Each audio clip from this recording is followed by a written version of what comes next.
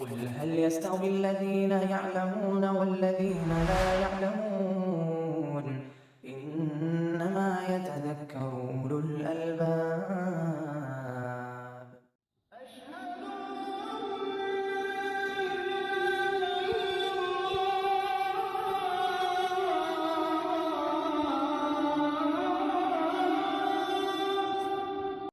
الحمد للہ والصلاة والسلام علی رسول اللہ وعلی آلہ واصحابہ ومن اہتدی بہداہ اما بعد فباب الولیمہ.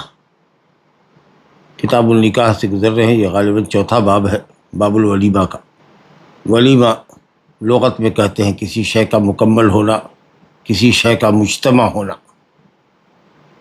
عربی میں کہتے ہیں اولم الرجل، جب مرد کی عقل اور اس کی خلقت، عمر اور عقل دونوں مکمل ہو جائے. شادی کے کھانے کے لیے لفظ استعمال کیا جاتا ہے. لغوی معنی سے مناسبت یہ ہے کہ مرد اور عورت مجتمع ہوتے ہیں. یا دلہن کو سنوارنے کے وقت میں عورتیں دلہن کے گھر میں اکٹھا ہوتی ہیں، یا جو کھانا تیار کیا جاتا ہے شادی کے بعد اس میں انواع و اقسام کے کھانے جمع کیے جاتے ہیں، مہیا کیے جاتے ہیں. بہرحال اہل لغت نے کہا کہ شادی کے کھانے کے لیے ولیمہ استعمال کیا جاتا ہے.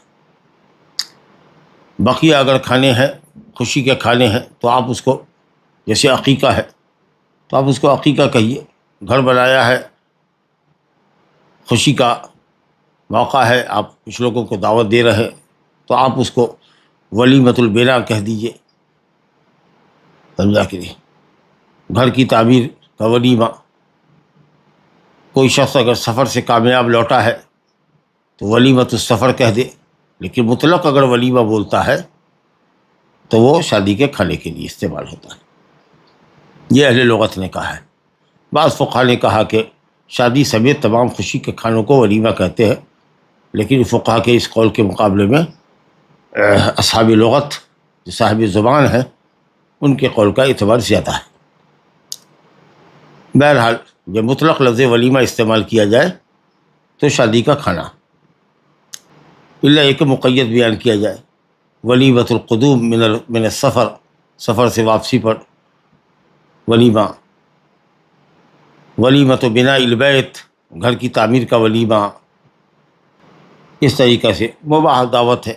کبھی کبھی عقیقہ تو کر ہی دیا، بچے کا ختنہ بھی کرتے ہیں تو لوگ کچھ دعوت کرتے ہیں.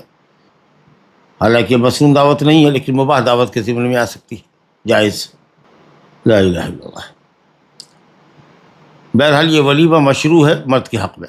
مرد کو ولیمہ کرنا ہے، بیٹی والی کو ولیمہ نہیں کرنا ہے. ولیمہ بیٹے لڑکے کو کرنا ہے، کیونکہ نبی صلی اللہ علیہ وسلم نے حضرت عبد الرحمن بن عوف کو ان کی شادی کے موقع پر یا شادی کے بعد جب ان سے ملاقات ہوئی، اب جب بھی ملاقات ہوئی ہو، ایک دن کے بعد ہوئی ہو، 2 دن کے بعد ہوئی ہو، آپ نے ان سے کہا مہیم ماں شانوں کا کیا بات ہے. یا آپ نے کہا کہ صاحب یہ کیا رنگ لگا رکھا ہے؟ زعفرانی کلر تھا، کپڑے وغیرہ پر زعفران کا رنگ لگ گیا تھا.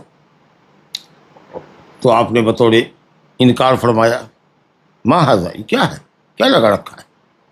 کیونکہ مردوں کے لیے زعفران کی خوشبو لگانا جس میں رنگ آ جائے کپڑے کے اوپر درست نہیں ہے. تو انہوں نے کہا کہ میں نے شادی کی. تو آپ نے فرمایا اولم ولو بشاۃ، ایک بکری ہی صحیح ولیمہ کرو، حدیث آ رہی ہے. تو آپ نے یہ حکم کس کو دیا؟ شادی کرنے والے کو، کیونکہ بہرحال زوج کے حق میں یہ بڑی نعمت ہے. بیوی کے مقابلے میں، بیوی کے حق کے مقابلے میں یہ شوہر کے حق کے سلسلے میں اللہ تعالیٰ کی یہ بڑی نعمت ہے شادی. اور عام طریقہ سے آدمی شادی کا پیغام لڑکا ہی دیتا ہے لڑکی والے کو، اور بیوی تلاشتا ہے اپنے لیے. تو اسی لیے ولیمہ لڑکے کو کرنا. اس کا فائدہ کیا ہے؟ بڑا فائدہ تو یہ ہے کہ صاحب لوگ جمع ہوتے ہیں تو نکاح کا اعلان ہو جاتا ہے. مجلس نکاح میں گواہ تو رکھے ہی جاتے ہیں، لیکن ولیمہ کے ساتھ اور بھی شادی کا اعلان اور شادی کی شہرت ہو جاتی ہے. قرابت مندوں کو بلا لیا، رشتہ داروں کو، تو صلہ رحمی ہو جاتی ہے. پڑوسیوں کو، دوست احباب کو بلا لیا تو ایک طریقہ سے محبت اور مودت کے رشتے مضبوط ہوتے ہیں. اور اسی موقع پر فقراء اور مساکین کو بھی دعوت دے دی جاتی ہے تاکہ ان کی بھی دل جوئی ہو، ان کی بھی آسودگی ہو، اور وہ بھی اچھے کھانے کا لطف لے سکیں۔ یہاں پر مؤلف نے باب الولیمہ قائم کیا ہے، ولیمہ کے تعلق سے ولیمہ کے حکم اور ولیمہ کی دعوت کی شرکت، اور اسی طریقہ سے ولیمہ کے اوقات اور کچھ جزوی مسائل کا ذکر کرنے کے بعد تقریباً 10 حدیثیں ولیمہ کے تعلق سے لائے ہیں، اور اس کے بعد آداب الاکل والشرب کو بھی یہاں انہوں نے ذکر کیا، کھانے پینے کے آداب کو بھی۔ تو انشاءاللہ تعالی ہم کوشش کریں گے کہ ولیمہ کے تعلق سے جو 10 حدیثیں ہیں اس باب میں، ان کو ہم آج پڑھ لیں۔ چنانچہ ولیمہ کی مشروعیت پر اب یہ حکم وجوبی ہے کہ استحبابی، اس پر گفتگو بعد میں ہوگی، لیکن یہ کہ ولیمہ مشروع ہے، شریعت کا ایک حکم ہے، اور شادی کی مناسبت سے یہ کھانا ہے، اور اس کے بڑے مقاصد اور منافع ہیں جن میں سے بعض کا بھی آپ کے سامنے ذکر کیا گیا۔ تو ولیمہ کی شرعی حیثیت کو اجاگر کرنے کے لیے، ولیمہ کی مشروعیت کو بتانے کے لیے حدیث نمبر 1 ہے، عن انس بن مالک رضی اللہ عنہ ان النبی صلی اللہ علیہ وسلم رأى على عبد الرحمن بن عوف اثر صفرة فقال ما هذا؟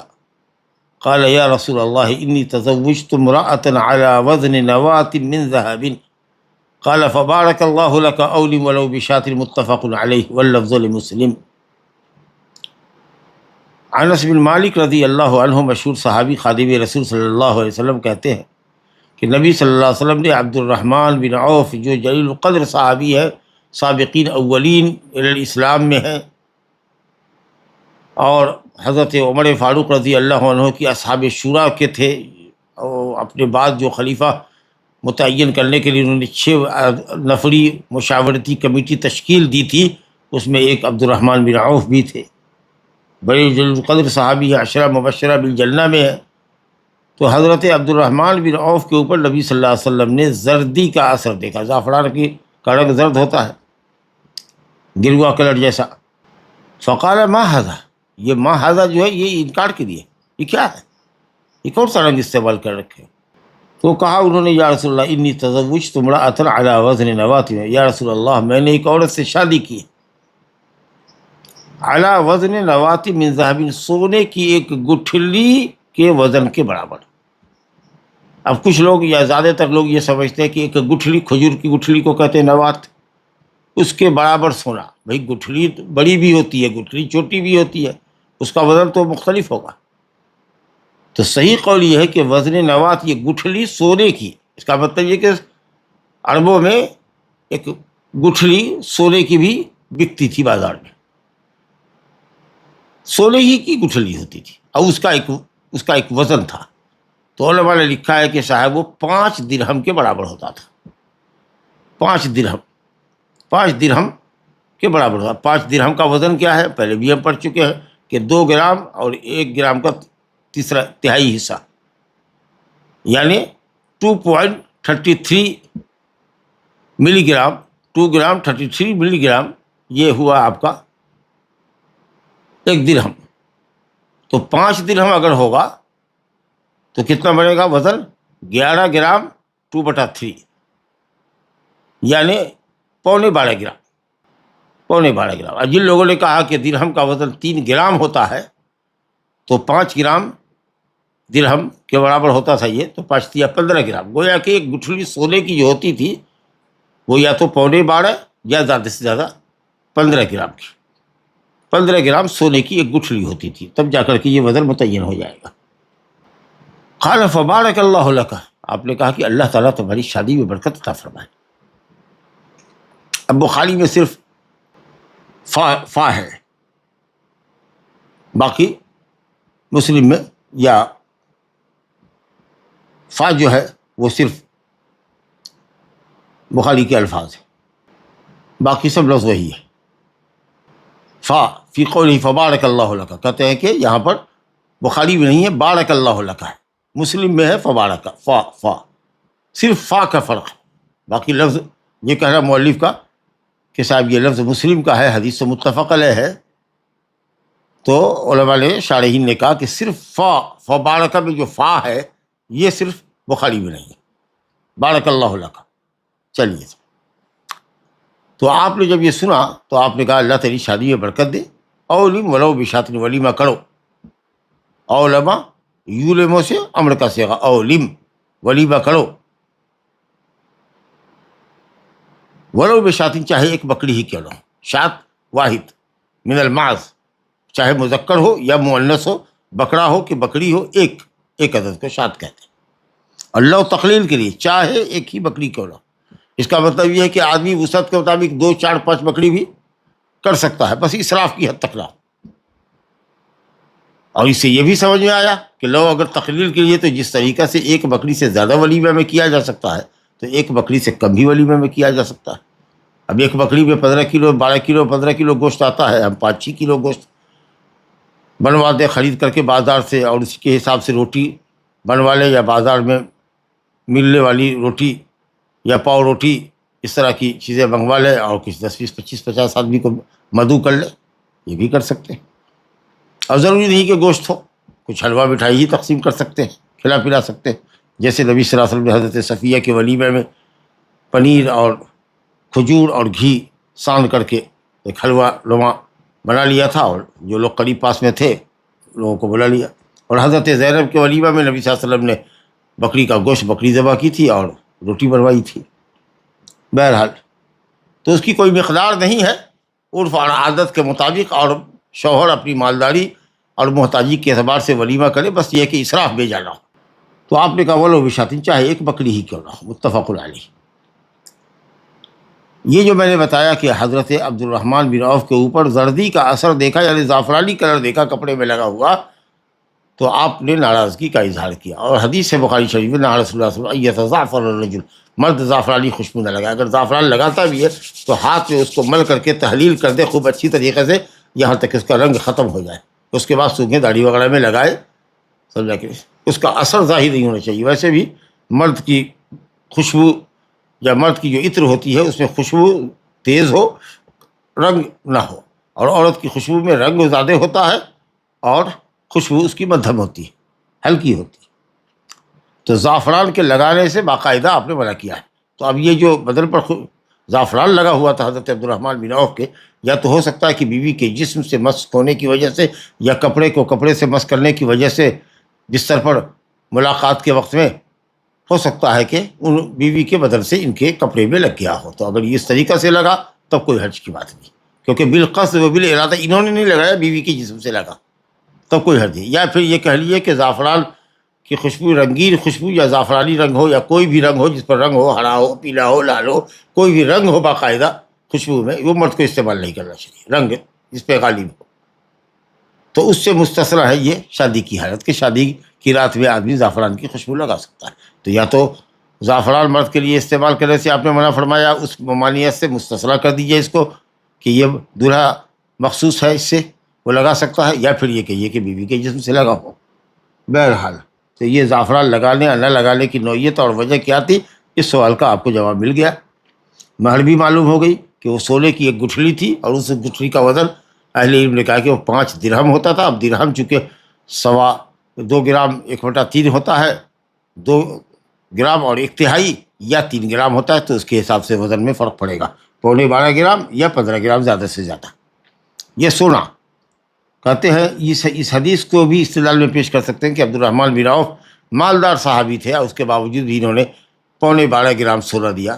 جی اب تو اس وقت سونا مہنگا ہو گیا تو کچھ ویلو ہو گیا ہے، ورنہ 5 سال پہلے تک جو سونے کا وزن کم تھا تو آپ سمجھ سکتے ہیں کہ صاحب وہ 40,000 50,000 روپیہ آتا تھا، اور یہ مالدار صحابی تھے۔ لیکن جو شادی انہوں نے کی تھی مدینہ میں آتے ہی، اس وقت حضرت عبد الرحمن بن عوف کے پاس کوئی خاص دولت نہیں تھی، اس لیے انہوں نے جب تجارت ماشاءاللہ کی ہے تب جا کر کے دولت اخیر میں آئی ہے۔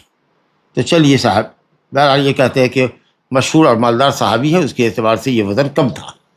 تو چونکہ مہر بے آسانی مطلوب ہے، تخفیف ہے، مطلوب ہے کہ جتنا مہر کم ہو اتنی شادی بابرکت ہے اور نکاح اچھا ہے، اس لیے انہوں نے کم ہی مہر رکھا تھا۔ بہرحال آپ نے برکت کی دعا فرمائی، معلوم ہوا کہ متزوج کو، شادی والے کو نکاح کے بعد یا جب بھی ملاقات ہو اس کے حق میں دعا دینی چاہیے برکت کی، کہ اللہ تمہاری شادی میں برکت دے۔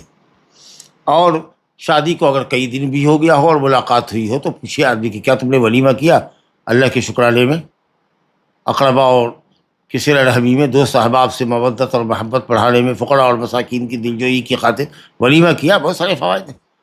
تو پوچھنا چاہیے، آدمی کو چاہیے کہ صاحب اپنے رفیق، اپنے ساتھیوں کا حال چال دریافت کیا کرے، اور اگر والی ہو، حاکم ہو، ذمہ دار ہو، چودھری ہو، قبیلے کا سردار ہو، تو اس کو اپنے قبیلے کے لوگوں کا تفقد حال کرنا چاہیے، حالات کا جائزہ لینا چاہیے، پوچھنا چاہیے بھئی کیا ہے، کیا کیا نہیں کیا، تاکہ اگر کچھ کوتاہی رہ گئی یا کوتاہی ہوئی ہے یا کوئی کمی رہ گئی ہے تو اس کی طرف اشارہ کرے، بتا دیں۔ تو آپ نے کہا کہ صاحب ٹھیک ہے، اس کو تدارک کرو، اس کا تدارک کرو، اگر تم نے نہیں کیا ہے تو پھر اولی ولو بشاطر، ولیمہ کرو، چاہے ایک بکری ہی کیوں نہ ہو۔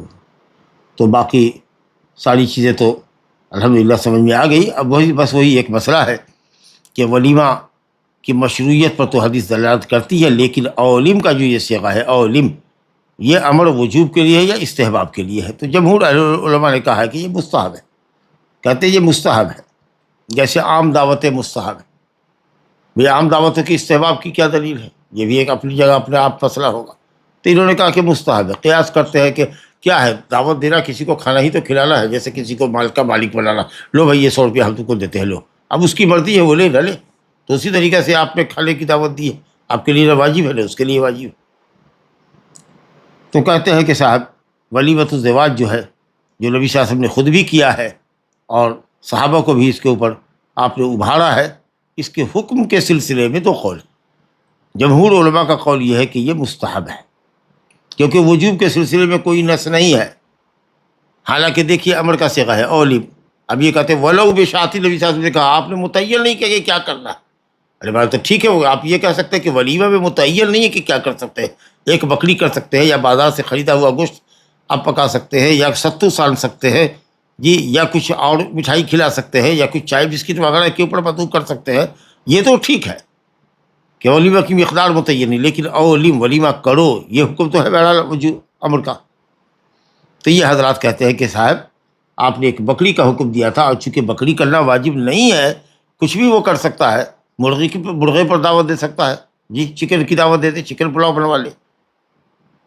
تو اس سب دلیلوں سے جمہور نے کہا کہ یہ مستحب ہے۔ لیکن دوسرا قول جو ظاہریہ کا ہے اور شافعیہ کے یہاں بھی ایک مسلک ہے، یہ ایک قول ہے، اور حنابلہ کے یہاں بھی ہے، وہ یہ کہتے ہیں کہ نہیں، واجب، امر وجوب کے لیے، کیونکہ نبی صلی اللہ علیہ وسلم نے حضرت عبد الرحمن کو بیوی سے ہم بستر ہو جانے کے بعد تدارک مافات کے طور پر کہ ولیمہ تم نے نہیں کیا ہے، آج کرو یا کل کرو، آپ نے حکم دیا ہے، تو یہ حکم وجوب کا ہے۔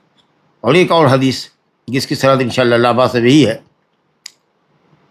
احمد کے اندر روایت ہے، سند جید ہے، بریدہ سے روایت ہے کہ جب حضرت علی نے شادی کی حضرت فاطمہ رضی اللہ عنہ سے، تو آپ صلی اللہ علیہ وسلم نے فرمایا انہ لا بد للعرس من ولیمۃ، شادی کے لیے یا شادی کی مناسبت سے ولیمہ لا بدی ہے، ضروری ہے۔ انہ لا بد میں للعرس یعنی یا للعروس، دولہے کے لیے، عروس دولہا، دلہن دونوں کو کہتے ہیں، آج کل استعمال ہوتا ہے عروس دلہن کے لیے، اور عریس دولہے کے لیے استعمال کرتے ہیں، لیکن بہرحال دونوں ہی عرس کہے جا سکتے ہیں، عروس کہے جا سکتے ہیں۔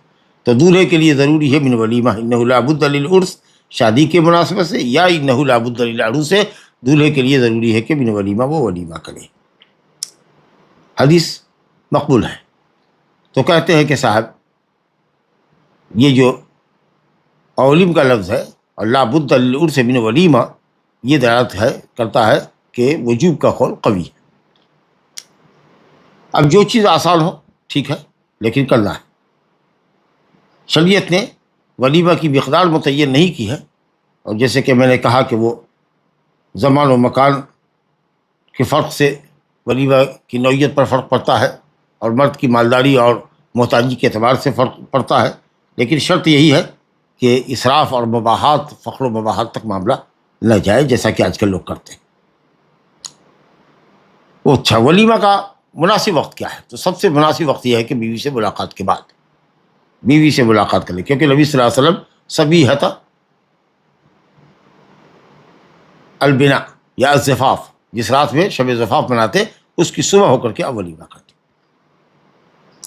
جیسے حضرت زینب کے ولیمہ کے تعلق سے حضرت انس بن مالک کہتے ہیں کہ اصبح النبی صلی اللہ علیہ وسلم عروسا بزینب فدعا القوم فاصابوا من الطعام، نبی صلی اللہ علیہ وسلم نے صبح کی دولہا بن کر کے زینب بنت جہش کی شادی میں رات ملاقات کی ہے، ہم بستر ہوئے، اس کی صبح ہو کر کے آپ نے قوم کو بلایا رات میں کھانے کے لیے، بکری اور روٹی آپ نے کھلائی تھی۔ اور دوسرا قول لوگوں کا یہ ہے کہ صاحب عقد کے وقت، شادی کے وقت، اور ایک قول یہ بھی ہے کہ دخول سے پہلے، بیوی کے پاس جانے سے پہلے، بس شادی نکاح ہو گیا عصر کے بعد، اب مغرب کے بعد سے ولیمہ کا انتظام ہوا، لڑکے نے دعوت کا اہتمام کیا، اور اس کے بعد کھانے پینے کے بعد 10 بجے، 9 بجے، 9:30 بجے، 10 بجے فراغت کے بعد پھر وہ گیا اپنے بیوی سے ہم بستر ہوا۔ تو کچھ جگہوں پر یہ رواج ہے، لیکن اکثر جگہوں پر یہ رواج، خاص کر کے ادھر نارتھ میں یہ ہے کہ صاحب شب زفاف کے بات کرتے ہیں، اور وہ زیادہ بہتر وقت سے۔ بہرحال جہاں کی جو عادت ہو، عرف جیسا بھی ہو، شادی کے وقت سے لے کر شب زفاف منانے تک جب چاہے ولیمہ کر سکتے ہیں۔ آئیے صاحب، تو راجح قول یہ ہوا کہ آدمی اپنی وسعت کے مطابق ولیمہ کرے، اور یہ حکم وجوبی ہے۔ اب ولیمہ کی دعوت قبول کرنا واجب ہے کہ نہیں ہے، اس مسئلے میں بھی اختلاف ہے۔ وہی جمہور جو مستحب کہتے تھے، یہاں ولیمہ کی دعوت کی قبولیت کو بھی مستحب کہتے ہیں۔ دیکھیے حدیث، علی بن عمر رضی اللہ عنہما قال قال رسول اللہ صلی اللہ علیہ وسلم اذا دعی احدکم الی الولیمۃ فلیأتها، متفق علیہ۔ حدیث دیکھیے، ابن عمر رضی اللہ عنہ سے روایت ہے، کہتے ہیں کہ رسول اللہ نے فرمایا، جب تم میں کا کوئی ولیمہ کی طرف بلایا جائے، یعنی طعام ولیمہ کی جب کسی کو دعوت دی جائے، فلیأتها، تو وہ ولیمہ کی دعوت میں آئے۔ آنا ہے، کھانا نہیں ہے، ضروری نہیں کہ کھانا ہو، کسی لوگ کہتے نہیں کھانا ہے، نہیں، آنا ہے، آ کر کے عذر پیش کر دیجیے، یا پہلے سے اگر آپ نے عذر پیش کر دیا، عذر قبول کر لیا تو کوئی نہیں آئیے گا، اچھا ٹھیک ہے، چلو اگر دل جوئی یہی ہے کہ ہم جائیں تو جائیں، اگر دن کا ہے کھانے کا کوئی معقول آپ کے پاس نہ کھانے کا عذر ہے تو کہہ دیجیے کہ میں روزے سے ہوں۔ اب روزہ اگر واجب روزہ ہے، نظر کا روزہ ہے، تب تو بالکل ہی توڑنا حرام ہوگا روزے کا، تب تو کتنا بھی اصرار کرے آپ مت توڑیے۔ لیکن اگر نفلی روزے سے ہے اور دیکھ رہے ہیں کہ آپ کے دوست کا دل ٹوٹ رہا ہے اگر آپ نہیں کھاتے ہیں تو، اور وہ اصرار کر رہا ہے، تو آپ روزہ توڑ دیجیے، نفلی روزہ ہے، کھا لیجیے، چاہیے گا تو نفلی روزے کی قضا کر لیجیے گا، نہیں تو قضا ضروری نہیں۔ تو فلیاتہ، آپ نے کہا آؤ ولیمہ کے مقام پر آؤ جہاں ولیمہ ہو رہا ہے، فلیاتہ، یہ امر کا صیغہ یاد رکھیں، متفق علیہ۔ ولی مسلمین، یہاں الولیمہ ہے، الولیمہ جو خاص کھانا شادی کا ہے، یہ گویا فلیاتہ کا جو امر ہے یہ ایک مخصوص کھانے کے لیے ہے، کہ یہ آنا گویا کہ واجب ہے کس کھانے میں، جو ولیمہ ہو، شادی کا کھانا۔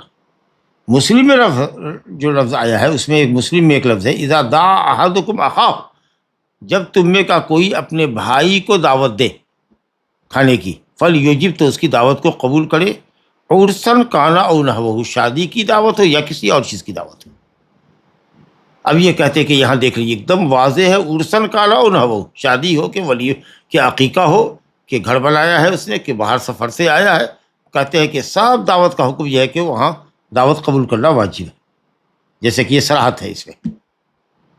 اچھا صاحب، تیسری حدیث اس باب کے اندر، یہ تو دوسری حدیث ہوئی، تیسری حدیث ہے، عن ابی ہریرہ رضی اللہ عنہ قال قال رسول اللہ شر الطعام طعام الولیمہ یمنعها من یأتیها ویدعى الیها من یأباها۔ بعض روایت شر الطعام طعام الولیمہ یدعى الیہ الاغنیاء ویترک الفقراء، بہت برا کھانا ہے ولیمہ کا کھانا، وہ ولیمہ جس کی طرف مالداروں کو بلایا جائے اور غریبوں کو چھوڑ دیا جائے۔ یہ قول حضرت ابو ہریرہ رضی اللہ عنہ کا ہے، یہ مرفوع حدیث نہیں ہے، یہ موقوف قول ہے۔ یہاں سے جملہ جو ہے اگرچہ یہ موقوف ہے لیکن حکم میں مرفوع کیا ہے جملہ، وَمَن لَّمْ يُجِبِ الدَّعْوَةَ، جس نے دعوت کو قبول نہیں کیا، طعام الولیمہ کی دعوت کو قبول نہیں کیا، فقد عصى اللہ ورسولہ، اس نے اللہ اور اس کے رسول کی نافرمانی کی۔ گویا کہ یہ وہ دعوت ہے جس میں نہ شرکت کرنا معصیت ہے، اور ظاہر ہے کہ معصیت کا ارتکاب بتاتا ہے کہ دعوت واجب ہے۔ اب یہ حدیث آپ نے سن لیا، ایک میں الولیمہ ہے، دو حدیث میں، ایک جو ابن عمر کی روایت ہے اور ایک ابو ہریرہ کی روایت ہے۔ مسلم میں ابن عمر کی روایت میں عمومی دعوت کا ذکر ہے، اذا دعا احدکم اخاہ، جب تم میں کا کوئی اپنے بھائی کو، مسلمان کو دعوت دے، فلیجب، امر کا صیغہ ہے تو وہ اس کو قبول کرے، چاہے وہ شادی کی دعوت ہو کسی غیر چیز کی دعوت ہو۔ اب فقہا میں دو اختلاف کہ دعوت ولیمہ واجب ہے کہ مستحب، اور یہ کہ صرف یہ جو وجوب کا قول ہے یہ صرف ولیمہ کی دعوت کے لیے ہے یا تمام تر دعوتوں کے لیے جو شرعی مخالفات سے خالی ہو. ظاہر ہے کہ ولیمہ کی بھی دعوت ہو اور شرعی مخالفت وہاں پر ہو رہی ہے اور ہم اس کو منع نہیں کر سکتے ہیں. جی گاجا باجا ہو رہا ہے وغیرہ وغیرہ، اختلاط مرد و زن ہیں، ہم اس کو روک بھی نہیں پا رہے ہیں. تو اس طرح سے، یا مان لیجیے کہ صاحب بعض ٹیبل پر اسی دعوت خانے میں بعض ٹیبل کے اوپر شراب وغیرہ بھی چلائی جا رہی ہے نیتاؤں کے لیے یا غیر مسلموں کو کے لیے، ان کو ایک ٹیبل دے دیا گیا، وہاں چل رہا ہے، یا اسی دسترخوان پر ہم بھی ہے اسی حال میں. لا الہ الا اللہ. تو یہ ذکر آئے گا کہ کب یا کون سی چیز عذر ہے دعوت قبول کرنے سے مانع ہے. بہرحال ولیمہ کے لیے یہ حکم وجوبی ہے یا تمام دعوتوں کے لیے حکم وجوبی ہے، فقہا کا اس میں اختلاف. میں نے جیسا کہ کہا آپ کو، یہ جو بخاری اور مسلم میں روایت موقوفاً ہے، امام مالک رحمۃ اللہ علیہ کی سند ہے ابن شہاب زہری سے، انہوں نے عارج سے، انہوں نے ابو ہریرہ سے، کہ ابو ہریرہ کہا کرتے تھے شر الطعام طعام الولیمہ، برا کھانا ہے ولیمہ کا کھانا. یدعی لہ الاغنیاء، جس کے لیے دعوت دی جاتی ہے یا جس کی طرف بلایا جاتا ہے، ریکویسٹ کی جاتی ہے کس کو؟ مالداروں کو، اور فقراء کو چھوڑ دیا جاتا ہے. ومن ترک الدعوۃ فقد عصی اللہ ورسولہ. یہ پوری حدیث جو ہے موقوف ہے، لیکن کہتے ہیں کہ اول حصہ موقوف ہے لیکن آخری حصہ جو ہے حکم میں مرفوع ہے، کیونکہ کوئی بھی صحابی کسی بھی شے کو واجب قرار نہیں دے سکتے تھے جب تک کہ نص شرعی نہ ہو. رضی اللہ عن صحابۃ رسول اللہ صلی اللہ علیہ وسلم والصحابیات. تو صاحب یہ شر الطعام ہے. اب یہ ارسل کانا ہو نہ ہو، چاہے وہ دعوت شادی کی ہو یا عقیقہ کی ہو یا کسی اور بھی چیز کی. جی اب یہ شر الطعام جو کہا گیا، برا کھانا ہے، خیر کی چیز ہے شر.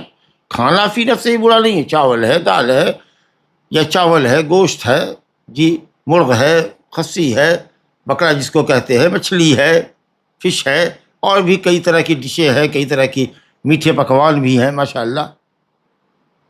تو کھانے میں تو کوئی شر نہیں ہے، سب حلال ہے ماشاء اللہ. لیکن دعوت دینے والے کا، ولیمہ کرنے والے کا یہ فعل کہ آپ اس کو دعوت دے رہے ہیں جو دعوت میں آنا نہیں چاہتا، اس کی خوشامد کر رہے ہیں، ٹیلی فون کر رہے ہیں، دعوت نامہ بھیج رہے ہیں، یاد دہانی کر رہے ہیں. جی ڈرائیور کو کہہ رہے ہیں کہ صاحب کو یاد دلا دینا کہ آج دعوت ہے، فلاں جگہ آنا ہے، فلاں شادی حال میں. جی آج جو بیچارہ انتظار میں رہتا ہے جس کو بلاؤ تو وہ بلا تردد بھاگتا ہوا آئے گا، یعنی فقیر اور مسکین، اس کو لوگ عام طریقے سے نیگلیکٹ کرتے، چھوڑتے جناب. تو اسی اعتبار سے اس شخص کا یہ فعل جو ہے نا یہ برا ہے، اس لیے کہا گیا شر الطعام. یہ فعل کی مذمت ہے. وہ فعل کیا ہے؟ مالداروں کو بلانا، فقیروں کو چھوڑنا. تو یہ مذمت ہے اس کے فعل کی ہے، نہ کہ کھانے کی. گویا کہ ایک مخصوص کھانا ہے جو شادی کی مناسبت سے آپ کر رہے ہیں، اور قصد آپ کا مذموم ہے، برا قصد ہے کہ مالداروں کو جو ہمیشہ اچھا اچھا کھاتے ہیں، اور محتاجوں کو آپ چھوڑے ہوئے، جو بھاگتا ہوا چلا آئے گا آپ کے یہاں پر، سمجھتے ہیں کہ صاحب وہ آئے گا تو ہماری مجلس کی رونق پھیکی پڑ جائے گی، ہمارے بستر پر بیٹھے گا تو بستر گندہ کر دے گا. لا حول ولا قوت الا باللہ. یہ چیز آپ کے کھانے کو برا بنا رہی ہے. چلیے صاحب، برا کھانا کون سا ہے؟ ولیمہ کا، شادی کا کھانا. یمنعها من یاتیھا، اس سے روکا جاتا ہے اس کو جو آئے گا. جی جو جس کو دعوت ملے اور وہ آ جائے، یعنی فقراء اور مساکین. ویدعی الیھا من یاباھا، اور جو انکار کرتا ہے، نہیں بڑی مشکل، ارے نہیں صاحب مہربانی ہوگی صاحب، داڑھی پکڑ لیا، جی آنا ہے آپ کو، آپ کے بغیر رونق نہیں رہتی، مجلس پھیکی پھیکی رہے گی. جی اس طریقے سے کہہ کر کے ان کو رجھا رہے. تو جو انکار کرتا ہے، یعنی مالدار، عمرا، جی نیتا، اس کو تو بلاتے ہیں آپ. اور جو کہ صاحب ایک مرتبہ دعوت دے دیجئے تو بھاگا ہوا آئے گا، اس کو آپ روک رہے ہیں. چلیے صاحب یہ تو جملہ ہوا. ومن لم یجب، یہ جملہ کا مفہوم ہوا، معنی ہوا، ورنہ آج کل جملہ بازی ایک خاص اصطلاح ہے، وہ مفہوم نہیں سمجھیے گا. ویدعی الیھا یمنعها من یاتیھا، جو آئے گا اس کو روکا جا رہا ہے، یعنی اس کو دعوت نہیں دی جا رہی، اور جو انکار کر رہا ہے اس کو بلایا جا رہا ہے. ومن لم یجب الدعوہ، اور جس نے دعوت کو قبول نہیں کیا، ظاہر ہے کہ بغیر عذر کے، کیونکہ اگر عذر ہے تب تو کوئی مسئلہ ہی نہیں ہے. عذر تو شریعت کے ہر حکم میں ہے کہ امن اگر نماز نہیں پڑھ سکتے، عذر ہے تو ٹھیک ہے بیٹھ جاؤ بھائی. رکوع نہیں کر سکتے پراپرلی، جیسے رکوع کیا جاتا ہے تو جیسے کر سکتے ہو ویسے کرو. تو عذر تو واجبات اور فرائض کے اندر بھی مطلوب ہے. مطلب یہاں یہ کہ جس نے دعوت قبول نہیں کی بلا عذر کے، کیونکہ شریعت کے اوامر مطلوب ہیں کب ہم سے؟ جب کہ ہم عذر سے خالی ہو، ہمارے پاس عذر نہ ہو. وَمَن لَّمْ يُجِبِ الدَّعْوَةَ فَقَدْ عَصَى. اب یہ الدعوہ کے اندر الف لام کیا عہد کے لیے خاص دعوت وہ ولیمہ کی ہے، تب یہ عصیان ہوگا، یا یہ کہ دعوت کے اندر الف لام استغراق کے لیے مانے کوئی سی بھی دعوت ہو، مشروع دعوت، ولیمہ ہو یا غیر ولیمہ، جیسا کہ حدیث پڑھا ہم نے مسلم کی حدیث سے، تو اس میں اللہ رسول کی نافرمانی کی. اس بنیاد کے اوپر فرق پڑے گا کہ تمام دعوتوں کے لیے حکم وجوبی ہے یا صرف دعوت ولیمہ کے لیے. اعلیٰ کل حال ولیمہ عرس کا ہو یا کوئی دوسرے ولائم ہو، داعی کی دل بستگی کی خاطر، داعی کی خوشی کی خاطر جانا چاہیے. اس سے آپ کو عزت دی، دعوت دے کر کے آپ شرکت کر کے اس کی عزت بڑھائیے، اور محبت بھی بڑھتی ہے، تعارف بھی ایک لوگوں سے ہوتا ہے، دوستوں میں بھائیوں میں محبت قریب زیادہ ہوتی ہے، تعارف ہوتی ہے، ایک دوسرے کو لوگ نصیحت کرتے ہیں، حق کی وصیت بھی کرنے والے ہوتے ہیں جو حق کی وصیت ایک دوسرے کو کرتے ہیں. اگر اہل علم اہل ایمان علماء اگر داخل ہیں تو اگر علماء خلاف شرع کوئی حرکت دیکھیں گے تو رک ٹوک بھی ہوتی ہے. بہرحال اب جو اصل مسئلہ ہے کہ دعوت ولیمہ قبول کرنا واجب ہے یا کیا ہے، دیکھیے الٹی بات ہو گئی. یہاں تو ولیمہ کرنا جمہور کے نزدیک مستحب ہے، لیکن یہ کہتے ہیں کہ دعوت قبول کرنا، ہم کو اگر آپ کو دعوت دی گئی تو ہمارے لیے قبول کرنا واجب ہے، یہ جمہور کہتے ہیں. جو کہ دعوت ولیمہ کو، دعوت کرنے کو، طعام ولیمہ بنانے کو، تیار کرنے کو مستحب کرتے ہیں. ظاہریہ علماء، بعض شفافہ، بعض حنابلہ کہتے ہیں کہ نہیں واجب ہے، اور جیسا کہ امر کا صیغہ ہے پڑھ کے آ چکے ہیں. شاید ہم نے کہا کہ جمہور مستحب کہتے ہیں، نہیں، جمہور دعوت قبول کرنے کو، اس میں شرکت کرنے کو واجب کہتے ہیں. بلکہ ابن عبد البر نے تو اجماع تک نقل کیا ہے جو کہ غلط ہے، اختلاف ہے، بشرطے کہ منکر اللہ ولا ابنا، یہ جمہور کہتے ہیں. تو اتفاق کا دعویٰ تو غلط ہے. ہاں یہ آپ کہہ سکتے ہیں کہ جمہور اہل علم کہتے ہیں کہ دعوت ولیمہ قبول کرنا واجب ہے. کہتے ہیں کہ صیغہ امر وجوب پرداد کرتا ہے، فلیاتھا، آنا ہے اس پہ آؤ ولیمہ میں، جس کا مقتضا امر کا وجوب ہے. اور یہ کہ جس نے دعوت قبول نہیں کی، من دعی الی الولیمہ، جس کو ولیمہ کی دعوت دی گئی وہ نہیں آیا، فقط عصی اللہ و رسولہ، سے اللہ رسول کی نافرمانی کی، اور عصیان ہوتا ہے. عصیان کا حکم لگتا ہے ترک واجب پر. جبکہ شوافع اور حنابلہ کے علماء کی ایک جماعت گئی ہے کہ دعوت قبول کرنا مستحب ہے. کچھ لوگوں نے کہا کہ فرض کفایہ، کچھ لوگ چلے جائے بھائی، لیکن نہیں، دو قول مضبوط ہے کہ یہ دعوت قبول کرنا مستحب ہے یا واجب ہے. راجح انشاءاللہ لگتا ہے کہ وجوب کا قول راجح ہے، دعوت قبول کرنا واجب ہے. دعوت ولیمہ کرنا بھی راجح قول میں واجب ہے، اگرچہ وہ جمہور کا قول نہیں ہے. لیکن یہاں جمہور کا قول ہے کہ دعوت قبول کرنا ولیمہ کی، ولیمہ قبول کرنا تو مسنون ہے، مستحب ہے، تاکیدی استحباب ہے، لیکن دعوت قبول کرنا جمہور کے نزدیک واجب ہے. ہم کہتے ہیں دعوت ولیمہ کرنا بھی، طعام ولیمہ کا اہتمام کرنا بھی اپنی وسعت کے مطابق واجب ہے، اور دعوت ولیمہ میں شرکت کرنا بھی واجب ہے، کیونکہ حدیث صحیح ہے، صریح ہے. امام شوکانی رحمۃ اللہ علیہ کہتے ہیں کہ جو اس سلسلے میں اوامر وارد ہوئے ہیں کہ دعوت قبول کرو، فلیاتھا، وہاں آؤ ورنہ یہ نافرمانی ہوگی، اس کا کوئی بھی صارف نہیں ہے جو وجوب سے ندب کی طرف پھیرے. تو گویا دعوت قبول نہ کرنے والے کو عاصی کہا گیا ہے. اب ایک دوسرا قول ہے، اچھا شادی کے علاوہ دعوت کا کیا حکم ہے بھائی؟ عقیقہ وغیرہ کا یا سفر سے آنے کے بعد جو دعوت آپ نے کی ہے، تو پھر یہاں بھی کہتے ہیں کہ صاحب اجابت مستحبہ ہے. سمجھا کہ نہیں؟ جمہور اہل علم کہتے ہیں کہ دوسری دعوت کے لیے مستحب ہے، دوسری دعوتوں کے لیے مستحب ہے، کیونکہ یہ حدیث کے اندر آیا ہے کہ اذا دعی احدکم الی ولیمۃ عرس، شادی کے ولیمہ کے لیے بلایا جائے، فلیجب، تو قبول کریں. ہم کہیں گے کہ دعوت واجب ہے، اذا دعا احدکم اخاہ فلیجب، تم نے کہا جب کوئی کسی بھائی کو دعوت دے تو قبول کرے. دعوت عام ہے، اس میں سے ایک فرد کو بیان کیا گیا ولیمۃ عرس سے. تو اگر عموم میں سے کسی ایک فرد کو ذکر کر دیا جائے تو یہ مطلب نہیں کہ وہ حکم اسی فرد کے ساتھ خاص ہے.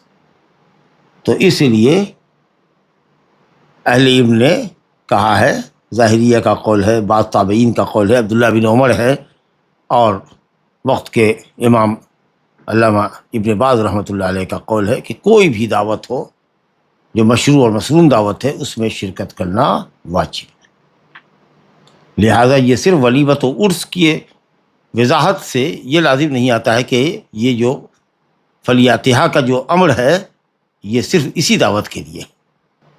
لا الہ الا اللہ. اور ابن عمر کی حدیث جو مسلم کی ہے وہ بالکل صریح ہے کہ اس میں یہ ہے کہ فلیجب عرسا کان او غیرہ، شادی کی دعوت ہو یا کوئی دعوت ہو، نص مطلق.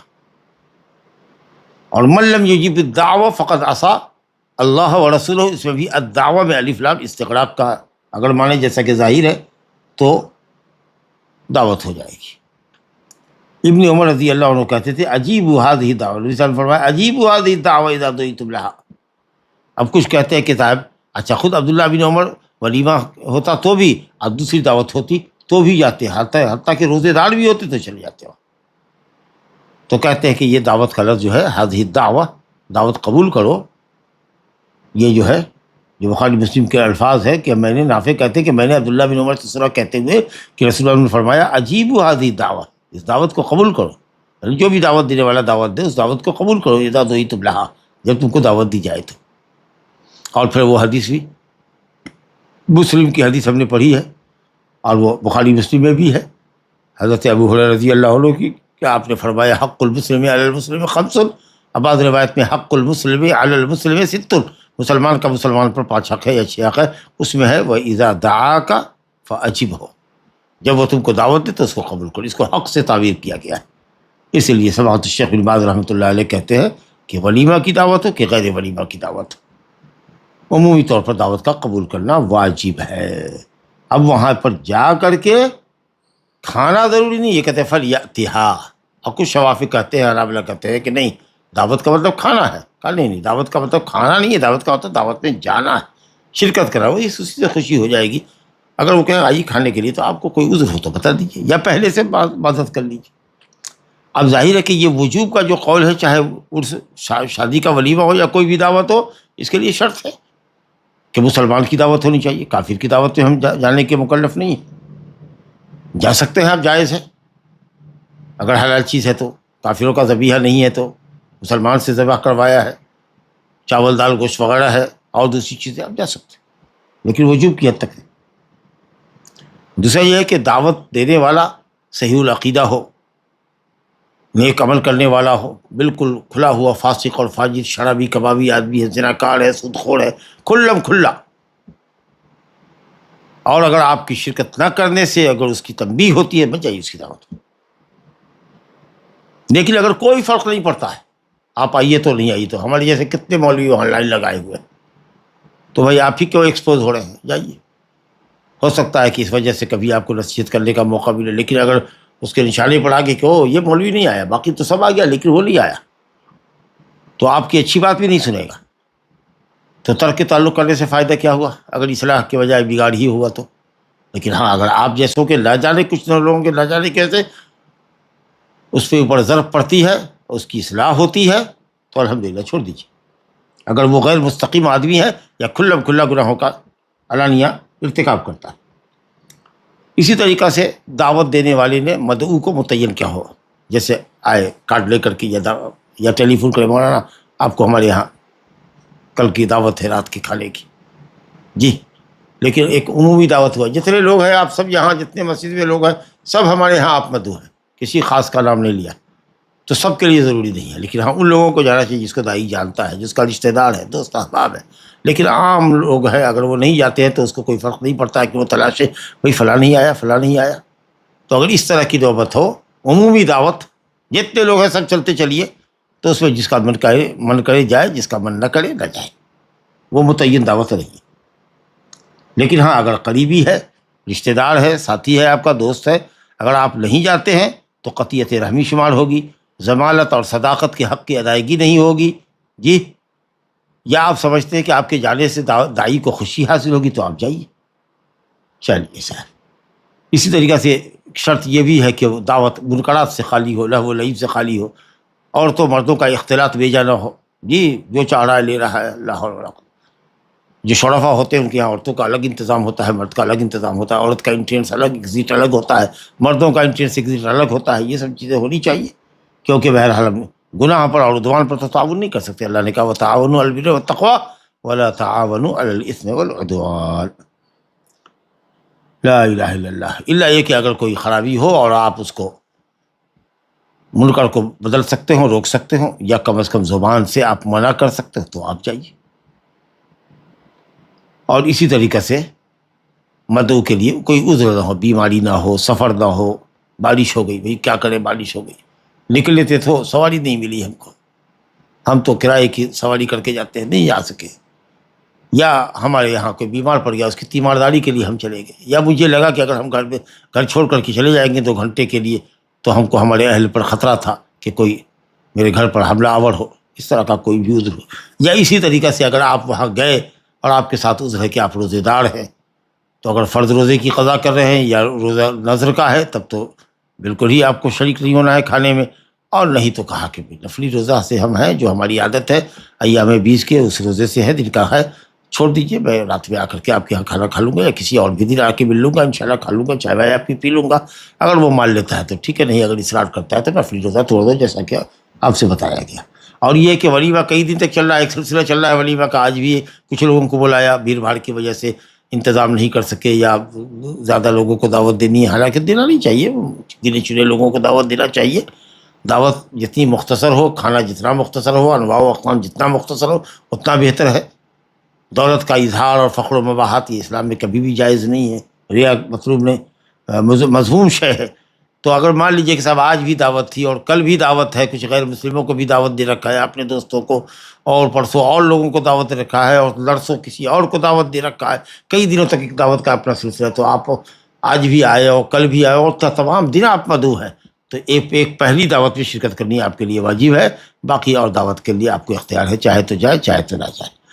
اگر آپ کی کمی محسوس ہوتی ہے اس داعی کو، تب تو آپ جا سکتے ہیں، لیکن نہیں، اگر وہ دعوت تو اس نے دے دیا ہے، لیکن اگر آپ کو یہ لگتا ہے کہ کیا دوسرے دی جائے تیسرے دی جائے، یہ دنات اور گھٹیا پن کی علامت ہوگی، ارے ہر دن آ جا رہا ہے، ہر دن آ جا رہا ہے، انہوں ہر دن دیکھ رہے بھئی دعوت میں، انہوں ہر دن آ جاتے، تو اگر اس طرح کا مسئلہ ہو تو بھئی ایک دعوت کے بعد بچ جاؤ صاحب۔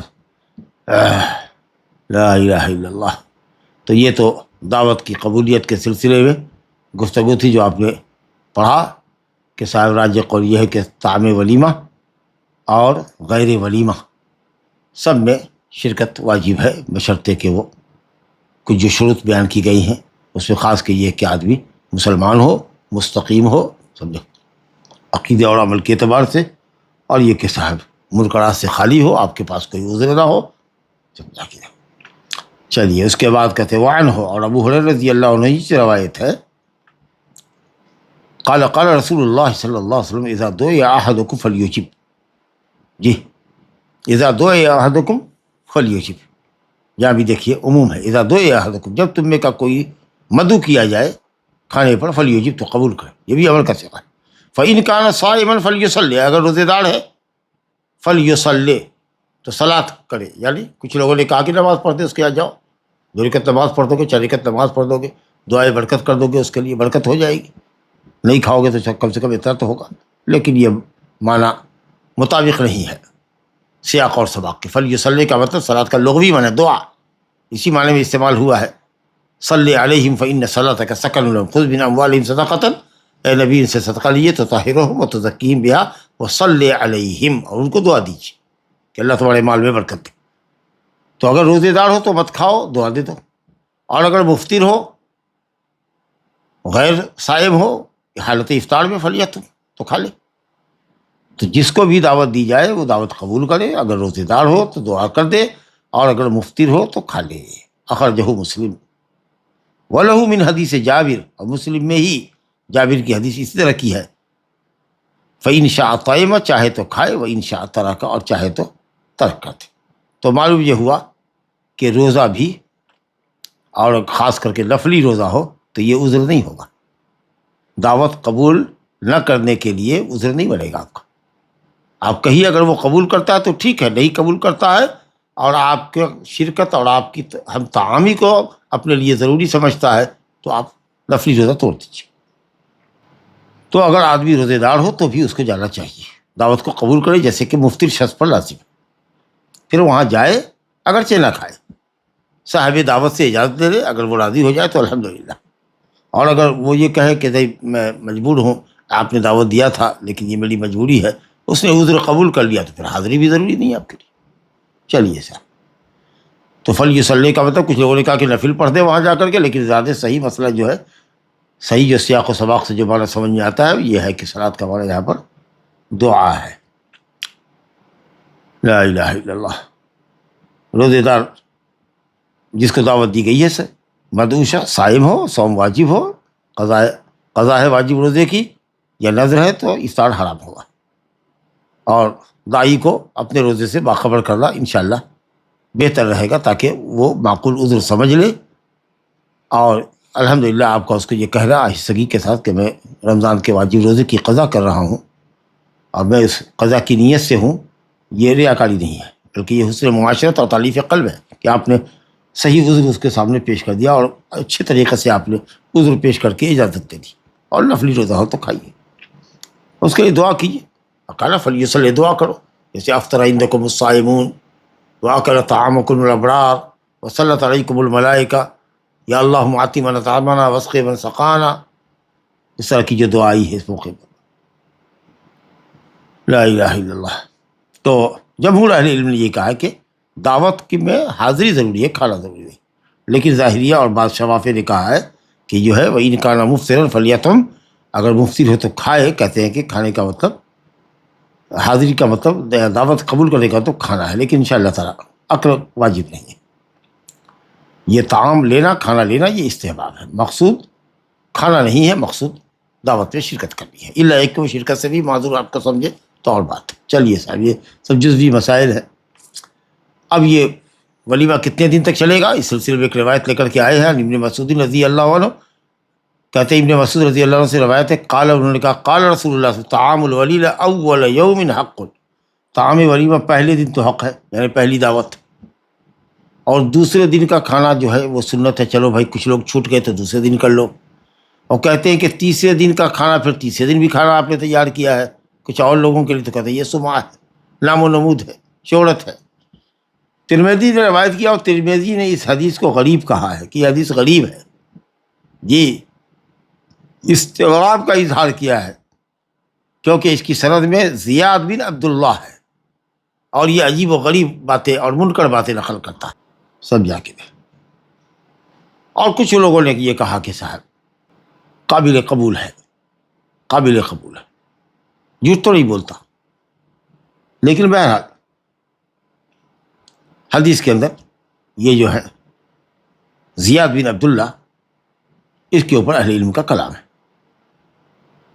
اور دوسری علت یہ ہے کہ یہ جو ہے زیاد بن عبداللہ یہ روایت کرتے ہیں عطا ابن الصائب سے، جو تابعی ہے عطا سے روایت کرتے ہیں. اور عطا کا حافظہ اخیر عمر میں خراب ہو گیا تھا، اور زیاد نے سماع کیا ہے عطا ابن الصائب سے ان کے اختلاط کے زمانے میں، اختلاط کے بعد.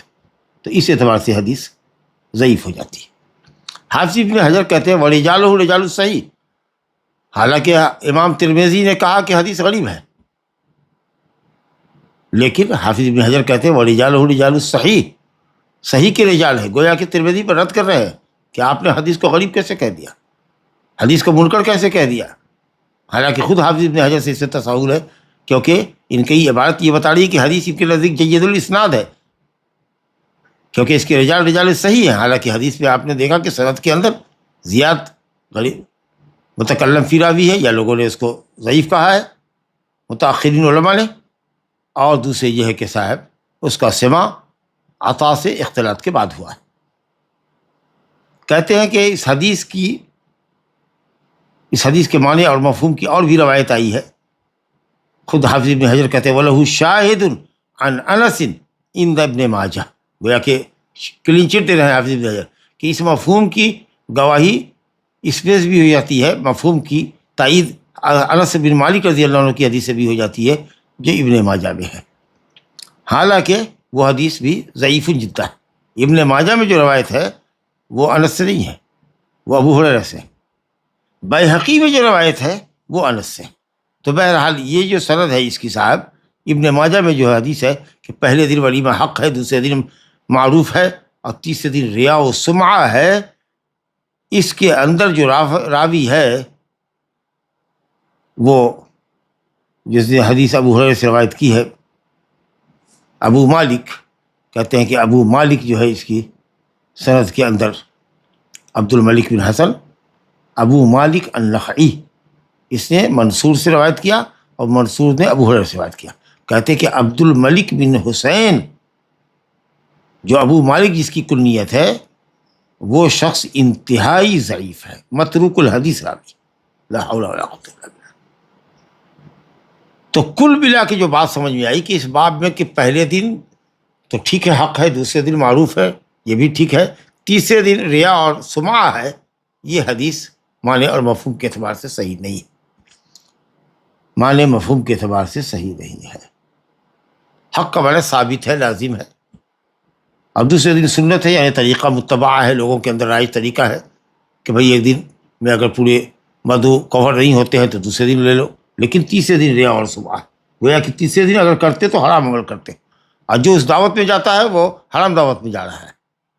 کہتے ہیں کہ صاحب یہ حدیث ٹھیک نہیں ہے، اگرچہ حافظ ابن حجر وغیرہ کا رجحان ہے کہ حدیث جید الاسناد ہے اور چلے گی روایت، لیکن امام بخاری رحمۃ اللہ علیہ نے تو 7 دن ولیمہ کا جواز نقل کیا ہے کہ نبی صلی اللہ علیہ وسلم نے اجابت الداعی مطلق کہا ہے، آپ نے 1 دن 2 دن کے ساتھ نہیں. کچھ لوگ ہم کو مل گئے 3-4 دن کے بعد، اب یاد آیا کہ ان کو نہیں بلایا، کہا بھائی میرے بیٹے کی شادی ہوئی ہے، ارے کل کچھ لوگوں کو کھانے پر ولیمہ بلایا ہے، آ جائیے، اب 5واں دن ہے بڑا وہ سب جا کے. تو امام بخاری رحمۃ اللہ علیہ نے باب قائم کیا ہے، باب حق اجابت الولیمہ والدعوہ ومن اولم 7 ایام ونحوہ، 7 دن تک لگاتار چل رہا ہے الحمدللہ. نبی صلی اللہ علیہ وسلم نے دن متعین نہیں کیا 1 دن 2 دن، اس لیے 7 دن تک بھی اگر چاہے تو ولیمہ کر سکتے ہیں. ابن ابی شیبہ میں حفصہ بنت سیرین کی سند سے روایت ہے کہ کہتی ہیں کہ جب ابن سیرین نے شادی کی تو انہوں نے اصحاب رسول اللہ علیہ وسلم کو 7 دن تک لگاتار دعوت کی. بعض روایتیں عبدالرزاق میں کہ 8 دن تک. چلیے صاحب، تو ولیمہ انشاءاللہ آپ تیسرے دن بھی کر سکتے ہیں، اور اس کے بعد بھی اگر حاجت ہو، مدعوین زیادہ ہے تو 4تھے دن بھی بلا سکتے ہیں، 5ویں دن بھی بلا سکتے ہیں، انشاءاللہ کوئی حرج کی بات نہیں. جناب اب ولیمے میں کیا کچھ ہونا چاہیے، کتنی بڑی دعوت ہونی چاہیے؟ پہلے بھی ہم نے کہا کہ صاحب یہ ولیمہ میں گوشت روٹی ہی ضروری نہیں ہے، بریانی ہی ضروری نہیں ہے، جس کی جو توفیق ہو، جیسا جو کر سکتا ہو وہ کر سکتا ہو، اس کی کوئی حد مقدار شریعت میں مقرر نہیں ہے، بس اسراف بے جا نہ ہو بھائی، یا یہ کہہ لیجیے اسراف تو بے جا ہی ہوتا ہے، تو اسراف نہ ہو، مباحات نہ ہو، فخر و مباحات نہ ہو، کھانا ویسٹیج نہ جائے، جی اٹھا کر کے کھانا پھینک رہے ہیں. تو مختلف موقعوں پر آپ نے مختلف دعوت کی ہے. حضرت صفیہ بنت شیبہ کہتی ہے، صحابیہ ہیں، کہتی ہے کہ نبی صلی اللہ علیہ وسلم نے اپنی بعض بیویوں کا ولیمہ کیا ہے. بخاری شریف کی روایت ہے، صفیہ بنت شیبہ قالت اولم النبی صلی اللہ علیہ وسلم علی بعض نسائہ، بعض بیویوں کا ولیمہ تو آپ نے کیا، بے مدین من شعیر، اب کو کون تھی معلوم نہیں، ہو سکتا ہے ام سلمہ ہو یا کوئی اور بھی ہو، کہ آپ نے 2 مد، 1 مد، 2 مد، 3 مد، 4 مد، یہ معتدل القامت آدمی، درمیانی قد کا، نہ بہت لمبا نہ بہت ناٹا، معتدل القامت آدمی، درمیانی قد و قامت کا آدمی، دونوں لفظ سے جو ایک مرتبہ لیتا ہے اس کو مد کہتے ہیں. 4 مد کا 1 سا ہوتا ہے، تو 2 مد جو کا کھانا کہا کہ اس کی روٹیاں تیار کر لو، یا کوئی اور شکل بنی ہوگی زمانے میں. 2 مد اب آپ دیکھ لیے، اگر 1 سا 3 کلو کا ہے تو 1.5 کلو، 2.5 کلو کا ہے تو 1.25 کلو جو میں جتنی روٹیاں بن سکتی ہیں آٹے کے اندر، یا اس میں جو بھی کچھ اس کا کھانے کا بھی جو شکل جو کی رہی ہوگی اس زمانے میں، بہرحال وہ 2 مد ہی پر آپ نے اکتفا کیا. تو اس کا مطلب ہوا کہ گنے چنے لوگوں کو، جس میں مالدار بھی ہوں، غریب ہوں، ہر طبقے کے لوگ ہوں، سمجھے کہ ضروری نہیں کہ بہت بڑی دعوت کی جائے، کم، جتنا کم ہو اور جتنی کم کوالٹی ہو کھانے کی، ڈشیں کم ہو، اتنا بہتر ہے انشاءاللہ. تو آپ نے 2 مد جو پر اکتفا کیا ہے. اور آگے روایت متفق علیہ روایت، یہ تو بھی بخاری کی تھی. انس کہتے ہیں، انس بن وان انس رضی اللہ عنہ کہ اقام النبی صلی اللہ علیہ وسلم بین خیبر والمدینہ، نبی صلی اللہ علیہ وسلم خیبر اور مدینہ کے درمیان 3 دن ٹھہرے. مقام صحابہ میں پہلے بھی روایت آئی ہے، جہاں آپ نے صفیہ بنت حیی ابن اخطب سے شادی کی، اسلام پیش کیا، انہوں نے قبول کیا، وہ پاک ہو گئی. حضرت ام سلیم انصاریہ کو کہا کہ اس کو ذرا بنا سنوار دو، جب وہ پاک ہو جائے نہا دھو لے، اور اس کے بعد پھر آپ صلی اللہ علیہ وسلم نے ان سے شادی کی، شب زفاف منایا، اور صبح ہو کر کے آپ نے صحابہ سے کہا کہ جس کے پاس جو کچھ ہے لے کر کے آؤ. تو حضرت انس کہتے ہیں کہ اس مقام صحابہ میں جو شاید 12 میل کے فاصلے پر خیبر سے رہا ہوگا، خیبر اور مدینہ کے درمیان کوئی 12 کلومیٹر کے فاصلے پر یا 12 میل کے فاصلے پر مقام صحابہ ہے. 3 دن ٹھہرے، وہیں آپ نے حضرت صفیہ سے بنا کیا، یعنی رخصتی کرائی، شب زفاف منایا. اور میں نے نبی صلی اللہ علیہ وسلم کے کہنے پر حضرت انس کہتے ہیں کہ میں نے وہاں مسلمانوں کو جو جتھا موجود تھا وہ آپ کے ولیمے میں مدعو کیا. تو کیا تھا اس ولیمے میں؟ فما کان فیہا من خبز ولا، وہاں روٹی گوشت نہیں تھا. وما کان فیہا الا، بس یہی بات تھی کہ آپ نے حکم دیا کہ بالانطاع، نطع کی جمع ہے، چمڑے کا دسترخوان جو ہوتا ہے، چمڑے کا کوئی ٹکڑا چھوٹا سا جس کے اوپر کھانا رکھا جائے گا، چمڑے کا دسترخوان بچھایا گیا. بسطت فالقی علیہ التمر، اس کے اوپر کھجور، اس کے اوپر عقیق، پنیر، اس پر گھی ڈال دیا گیا اور سب کو سان دیا گیا. اس کے بعد وہ حلوے کی ایک شکل بن گئی اور جو لوگ تھے ان کے درمیان تقسیم کر دیا گیا، یا کہا گیا کہ آؤ شریک ہو، کھاتے جاؤ. کہتے متفق علیہ. تو یہ ہے کہ صاحب ولیمے کی کوئی مقدار متعین نہیں ہے، جس کو جو توفیق ہو اپنے اپنے حوصلے کے مطابق، اپنی اپنی وسعت کے مطابق کرے. بس یہ ہے کہ صاحب ہلکا ولیمہ کرے، ہلکا ولیمہ کرے، بہت لمبا چوڑا جیسا کہ آج کل ولیمہ میں ہوتا ہے، ہم سب لوگ دیکھتے ہیں خاص کے بڑے بڑے شہروں میں. اور اس کے لیے یہ ہے کہ صاحب شادی خانہ بک کیا اور معلوم ہوا کہ 1.5 لاکھ اور 2 لاکھ اور 3 لاکھ تو اس ہال کی قیمت ہوتی ہے صاحب. اور اس میں پھر انواع و اقسام کے کھانے، گویا کہ مالداری کا اظہار وہیں کھل کے ہوتا ہے. اللہ تعالیٰ سے لوگوں کو توفیق دے کہ کچھ اس میں سے بچا کے کاری خیر میں خرچ کر دے تو یہ زیادہ بہتر ہے.